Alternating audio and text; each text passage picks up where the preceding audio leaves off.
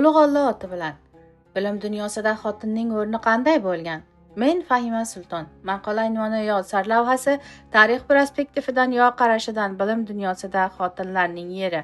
Maqola chop etilgan jurnal Tarix arashtirmalar yo tadqiqlar jurnali. 42-jild 73-son 2023-yil 383 va 406-safalar arasi. Maqola yozuvchisi Sevdo Kubilay.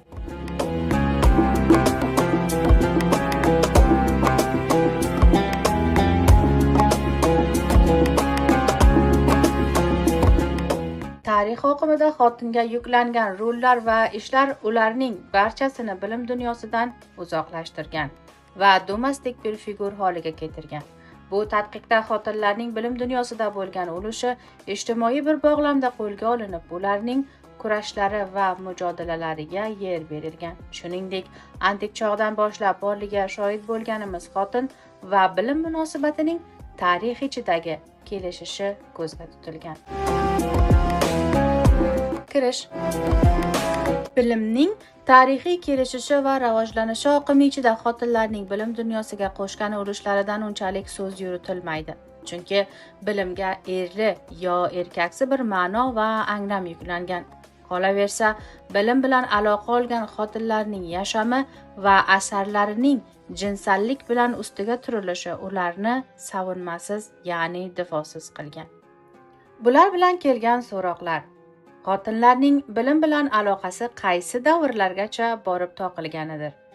Yo, xotinlarning bilim dunyosiga qo'shgan ulushlari eng ko'p qayerga amalga oshgan?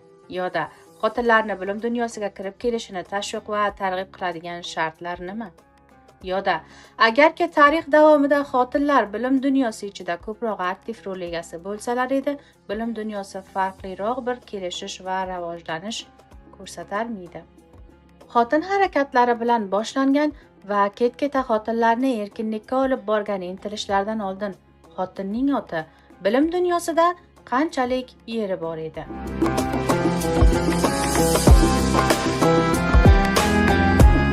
Antik chog'da xotin va bilim. Antik chog' asarlariga doir oz bilgi bor. Bu davrning faylasuf xotinlaridan yolg'izgina bir qancha fragment asarlaridan parchalar va maktub qolgan.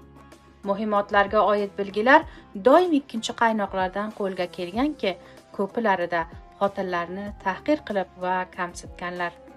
Antik komediya yozuvchilari tomonidan bu xotinlar moviy jirobliklar, erkak xotinlar kabi otlar bilan atalganlar. Ajoyib o'laroq ko'rilgan ularga nisbatan zaki, biroq qisir, sovuq, fohisha, falokat xotinlar kabi ifodalar ishlatganlar. O'rnak uchun davrning taniqli faylasufi Aflotun shunday yozgan: bir xotin emas, bir erkak o'laroq yaratilganim uchun Tengriga shukr etaman. Yana Arastu modda va form orasida jinsiyat ayrilig'i bor deb moddani xotinga va formni erkakka o'xshatgan. Moddani passiv va noaniq deb erkak egaman so'zini davom ettirgan. Xotinning bilim hayotidagi yerini tushunmoq uchun oldin uning to'plum va ijtimodagi o'rni va rolini qo'lga olish kerak. Buning uchun ham ilk chog'da, ya'ni eski davrda o'rtaga kelgan uyg'orliklar Chin, Hind, Misr, Yunon, Rum, Anadolu va Mesopotamiya diqqat tortmoqdadir. Chin uyg'orligida xotinning to'plum ichidagi o'rnidan bahs qilish zo'r, chunki ular xotinlarni qadrlamagan, hattoki inson o'rniga qo'ymagan. Xotinga bir ot bermay, 1, 2, 3 deb chaqirganlar. Tengrilarga qurbon qilish, vahshiy bir yerga tark etish kabi amallar ko'p bo'lgan. Xotinga erkakning shahvati u va oilasiga xizmat qilsin degan ko'z bilan qaralgan.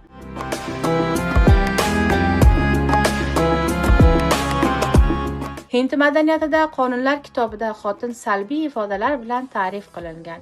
Meros, to'y qilish haqida, so'z haqqi kabi haqlari bo'lmagan. Hattoki eri o'lgan xotinning yashash haqqi ham bo'lmagan. Vaziyat shunday ekan, xotinning ta'limidan so'z etish mumkinmi? Yolg'izgina o'z tabaqa xotinlar oz bo'lsa-da ta'lim olganlar, falsafa o'rgansalar, yeri va oilasiga bo'yin egmaydi fikri bilan fikriy sohada va falsafada bilim olishlari taqiqlangan. Mesopotamiyada qurilgan Bobilda ham xotinning ijtimoga qo'shilishi chetlashtirilgandi. Xotinlarning to'plum ichidagi mavqeiga doir belgilar mashhur Hammurabi qonunida shunday kelgan. Qiz bolalari erlariga sotilguncha otasining molidir. Yana agar xotin yerini tark etsa, jazosi suvga bo'g'ilmoqdir. Birtasining qizini o'ldirgan kishi o'z qizini qonbaho shaklida o'sha kishiga beradi. Bularga qaramay monogon yo tak eshlilik yo tak xotinlik bu qonunda yer olgan, ki davriga qaraganda juda modern bir yaqinlashishdir. Biroq necha xotinlik yasab qilinmagan. Bola bo'lmagan taqdirda nikohsiz bir xotin yo yordamchi olingan. Misr madaniyatida ham holat o'xshashdir. Har qancha ilk paytlarda xotinlar va erkaklar teng haq egasi bo'lsalar, fir'avnlar bu haqlarni tortib olgan va ularni ko'lalashtirgan. Ilmiy tadqiqlar ko'proq din insonlarining qo'lida bo'lgan. Misr madaniyatida insest bog'lar ravoj bo'lgan. Qirollik va suyini saqlash uchun ular o'z singillari va yo qizlari bilan uylangan. Yunon uyg'orligida esa xotin ko'la bilan bir tutilgan. Eri tomonidan boshqasiga armag'on qilinib bilgan. Meros va umr yo'ldoshi tanlash haqqi bo'lmagan va yamonliklarning negizi deb bilinar edi. Bir erkak uchun uylilik maqsadi esa jinsallik, erkak avlod va xizmatchi topib olish edi. Otinoda uyli bir xotinning vaqti ko'pinchalik uy ishlari va bola boqish bilan o'tar, nodiran diniy marosimlar, tug'ilish yo janoza kabi ijtimoiy faoliyatlarda ko'rinardi. Iqtisodiy vaziyati yaxshi bo'lmagan xotinlar tamizchi, bozorchi, ziroat ishchisi yo hamdoya o'laroq ishlardi. Yoda hayot xotini, muzikchi yo danschi edilar. Bilim esa ko'proq aristokrat oilalarining qizlariga berilardi. Arastu erkakning tabiatini amr qilishga va xotinning esa bo'yin egishga mos deb biologik tizimni bunga dalil keltirgan. Rum madaniyatida xotin otadan eriga berilgan bir mol shaklida ko'rilgan. Hatto bola tug'ilganidan so'ng oilaga qo'shilib-qo'shilmayishi ham ota qo'liga edi. Xotinlarda axtarilgan eng asosiy o'zalliklar bu jiddiyat va uy idorasidagi mahorat. Anadolu madaniyatida esa xotinning o'rni eng yaxshisi edi. Hititlar va Freklar davrida xotin ona tengricha o'laroq simboliza qilinardi. Boshqa ilk chog' ilg'onliklariga ko'ra, Anadoluda xotinlar ko'proq faol bo'lib va soyg'i ko'rardilar. Ijtimoda ona-erkil bir qonun hokim edi. Davrdan qolgan tosh yo'ntmalarda ona tengricha figurlaridan buni farqiga borish mumkin. Bu tosh yo'ntmalarda semiz va kuchli xotinlarni yonsitish va aks etishlari mo'l to'kin va barakaga ham ishora qiladi. Anadoludan ilk chog'larda muhim xotin boshqaruvchilar va dunyoning ilk xotin boshliqlari chiqqan. Ya'ni islomiyatdan oldin turk to'plumlarida va ijtimolarida xoqonlar davlat ishlarini o'z xotinlari bilan yuritganlar. O'rnak, Qutlug'xon o'lganida o'rniga xotini, Bilga xotin o'tgan. Kelgan yot elchilarni xoqon va xotini birlikda qarshilaganlar. Hattoki Buyuk Hun imperatorligi va Chin orasidagi birinchi ontlashmani Metaxonning umr yo'ldoshi imzo qilgan. Oila ichi bog'lar, mulkiyat va siyosiy haqlarning qo'llanishida xotin va erkak nisbatan teng tutilgan. Xotin to'plum yo ijtimoda aktiv edi. Otga minar, qurol qo'llanar va erkaklar bilan birlikda urushga qo'shilardi. Hattoki dostonlarga qahramon bo'lgan xotinlar bor. Bonu Chichak, Saljon xotin kabilar. Turklarda oila muqaddas edi va qutlug' ko'rganlari haqlarni ona haqqi deb aytar edilar. Uyliliklarda onaning fikri juda muhim edi. Ayriliqlarga qo'sh qaralmas edi. Xullas qilganda, antik chog' uyg'orligida xotinning ijtimoda soyg'in yeri yo'q edi va bilimdan foydalanishi cheklangan edi. Shuncha taqiqlar va cheklovlarga qaramay faoliyat qilgan xotinlar ham bor. 550-yil miloddan oldin yashagan Tiono matematikchi bo'lgan. Taniqli matematikchi bo'lgan Fisoqorsning xotini bo'lib, undan falsafiy dars olgan. Uning falsafiy tushunchasiga ko'ra, ruh takrordan tug'iladi. Fisoqov o'rganidan so'ng maktabini boshqargan, qizlarga axloq darsi bergan. Qizig'i shuki, qizlarga orqa plonda turishlarini va yaxshi bir xotin bo'lishlarini anglatgan. Ospozi yo Ospejiya miloddan oldin 5-100 yilda yashagan faylasufdir. U Atenada Etoyra maktabini va erkaklarning kelgan bir salonini boshqarardi. Bu davrda xotinlarning vatandoshlik haqqi yo'q edi. Xotinlar ijtimoiy hayotdan chetlashtirilgandi. Biroq Etoyra bo'lish erkin bo'lish ma'nosiga kelardi. U falsafa va retorik sohalarda mukammal bir o'qituvchi edi. Hattoki Suqarot kelib Ospozi bilan fikr olish-berishi qilar va talabalarini unga yuborardi. Ularning qaптolida xotin shifochilar ham bor edi. O'rnak Humorisning Iloida asarida Agomida oti o'tadi ki, o'simliklar bilan davolashni yaxshi bilardi. Erkak qiyofasiga kirib, fizikchi Herofilisdan dars olgan, Agonutika ham tibbiy tadqiqlar qilgan. Bilim dunyosiga o'z ulushini qo'shgan yana bitta xotin bu taniqli astronot Tionning qizi Hipotiodir. U miloddan so'ng 4-100 yilda Iskandariyada yashagan. Matematik va falsafada professor edi. Iskandariya kitobxonasida Aflotun va Arastudan dars berardi. Uning matematikda yozganlari Buyuk Iskandariya kitobxonasi yong'inida yo'q bo'lgan. Davrning diniy va siyosiy tortishuvlari uning suçlanishiga yo'l ochgan. U muxoliflar tomonidan toshlanib o'ldirilgan. O'rta chog'da xotin va bilim. O'rta chog'da G'arbda bilim dunyosiga kaliso hokim edi va butun ulushlar rohibalar vositasi bilan bo'lgan. Kaliso amri bilan xotinlarning omma huzurida so'zlashi qadag'an qilingan. 13-100 yildan boshlab jodugar va buyuchi ovish shikori boshlagan. Ko'p xotin shayton bilan bog' qurgan va yomonlik yoyadi uyi bilan suchlangan. 17-asrgacha davom etgan bu jodu va buyuchi ovida 2 million inson o'ldirilgan. Yevropada mana shu davrda bilim yurtlari qurilgan. O'rnak 11-100 yilda Italiyada birinchi tibb markazi Salerno tibb maktabi ochilib, davrning eng mashhur xotin tibb professori Turutulu bu yerda ishlagan. U xotinlarning ehtiyojiga qarab ginekolog bo'lgan. Homila qolishdagi qiyinchilik yolg'iz xotinga emas, erkakdan ham bo'lib biladi degan birinchi kishidir. 13-100 yilda qurilgan universitetlar yo bilim yurtlari Bologna, Paris va Oksforddir. Biroq bu bilim yurtlari ko'p vaqtlarga qadar xotinlarni o'quvchi sifatida qabul qilmagan. Shunga qaramay, 12-qarnda yashagan xotin ko'zmuluk Hildegard von Bengendir. U o'zining monasterini erkaklardan ayri kelishtirdi. U inson, kosmos va tengri bog'larini ko'zga tutib, Asisus degan bir asar yozgan. Yana mistik tushunur fransiyalik Margarita.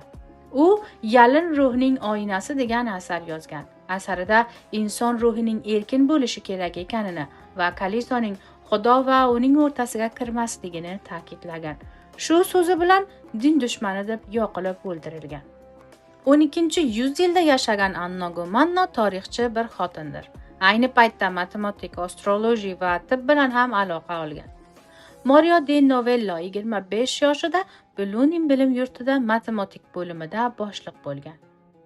Sharqda esa holat nisbatan yaxshiroq edi.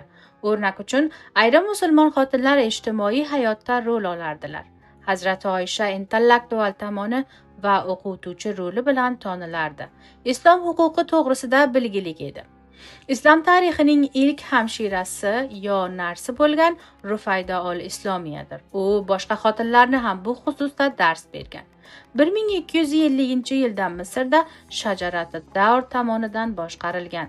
Qurtobali Libno 10-100 yilning matematikchilaridan bo'lgan. Al-Qayravon bilim yurti 859-yilda Fatima al-Faxriy tomonidan qurildi. Zubayda bin Jafal al-Mansur degan bir projaga ki Bag'dod va Makka yo'lida dam olish ta'sislari tuzatgan yetakchilik qilgan. Al-Ijliya Halabda astronomiya laboratori qurgan ilk xotindir. Endilis Amaviylar davrida siyosat, adabiyot, san'at va bilim sohalarida xotinlarni ko'rish mumkin. Endilis Isaviyat va musulmonlikning kesishgan nuqtasi edi.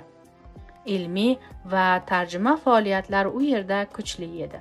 Musulmon xotinlar ko'proq hadis, fiqh kabi bilimlar bilan aloqa olganlar, biroq endilikda ulardan tashqari adabiyot va she'r bilan yaqin aloqa qurganlar.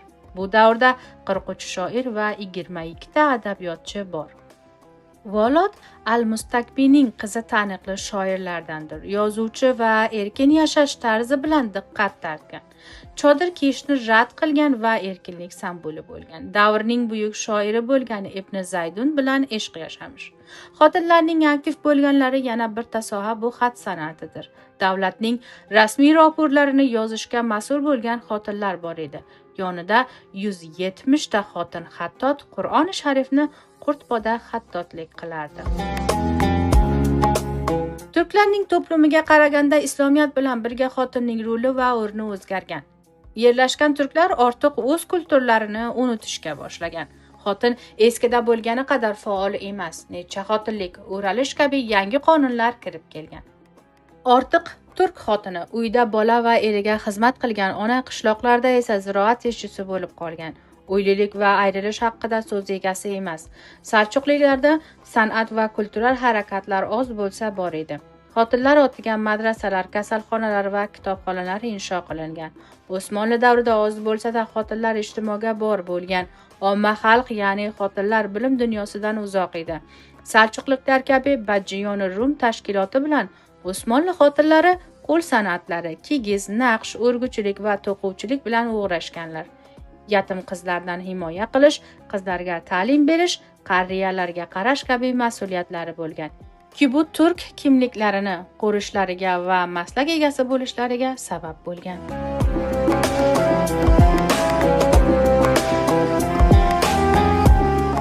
Renessans davrida xotin va bilim. Falasuflar hozirgacha dunyoni yolg'izgina erkaklarga ko'ra izohladilar. Faqat uning insonlik boqimidan o'zgartirilishi uchun xotinchada izoh qilinishi kerakdir. Morganer. Bu davrda din insonlari tashqarisidagilar ham bilim bilan aloqa oldilar. Jodugarlar ovi hali ham davom etadi. Skolastik tushunchadan farqli va antik chog'ning o'ylarini o'rnak olgan xotin faylasuflarning borligi diqqat tortadi. Renessansda bilim tez kelishar ekan. Xotinlarning shu 4 sachanaklari yo intihoblari bor edi. Turmush qurish, monastirga kirmoq, xizmatchi bo'lib ishlamoq yo fohisha bo'lmoq. Xotinlarning bilim bilan yaqinligi yolg'izgina bo'ydoq yoki beva ekan mumkin edi. Bu sababdan turmush qurishni ilgari vaqtlarga tashlagan xotinlar soni ko'p edi. Monastirlarga she'r, muzik, naqsh va uy ishlari o'rgatilardi. Fan va matematik kurikulam va mufradotga hech yer olmagan edi. Bu ham ularning bilim sohasiga kirishlarini cheklagandi. Bu davrning xotin faylasuflari Tulio va Mariyadan so'z etish mumkin. Tulio Aflotoni izidan ketgan va ishqning so'ngsizligi ustiga dialog degan kitob yozgan. Mariya Mikhail de Montaigne bilan tanishgandan so'ng fikrlarini yanada erkinroq o'ngga surgan va ijtimoiy tizimni so'roqqa tutgan. Fizik, handasa va tarix bilan ilgi ko'rsatgan. Xotinlar va erkaklarning tengligi uzra oti bilan asar yozgan. Bu davrda ham tib bilan yaqinlik ko'rsatgan xotinlar bo'lgan. Louise Bourgeois tug'maslik, tushuk, homilalik, xotin va yangi tuqqan chaqaloq kasalliklari bo'yicha kuzatishlar oti bilan kitob yozgan. Ayni davrda Sharqda ham tib va sog'likda bosh ko'targan xotinlar bo'lgan. O'rnak 15-yüzyilda Sharafiddin Sobunchi o'g'li xotin hakimlar bilan ishlaganini tilga keltirgan. Jarrohiyoti olixoniya asarida xotin jarrohlarning amaliyot paytida miniaturlarini rasm qilgan. 17 va 18-yüzyilda bilim va xotin. Hattoki 17-yüzyilda ham xotinning to'plumdagi statusi o'zgarmagan, biroq oz bo'lsa-da xotin haqlaridan bahs qilingan. Modern bilim asoschilaridan Francis Bacon aql va tabiat bog'ini ochiqlab, aqlni erkak va tabiatni xotinga o'xshatar ekan, qo'lga kiritish, fath qilish kabi metaforlarni ishlatgan. Ya'ni ishlatgan metaforlarni xotinni passiv va ikkinchi o'rinda qo'ygan. Fransuz inqilobidagi shior erkinlik, tenglik va qardoshlik Olimpiyoni o'limiga sabab bo'lgan. Olimpiya 18-yüzyilda xotin va yurtdosh haqlari bildirisini yoygan faylasuf edi. Bu chiqishlari sababli boshini kesdilar. Modern bilim bilan monastirlar tark etilib, bilim qurilishlari ochildi. Londonda The Royal Society of London, Parisda Académie des Sciences, Berlinda Académie der Wissenschaft kabi qurilishlar qurildi.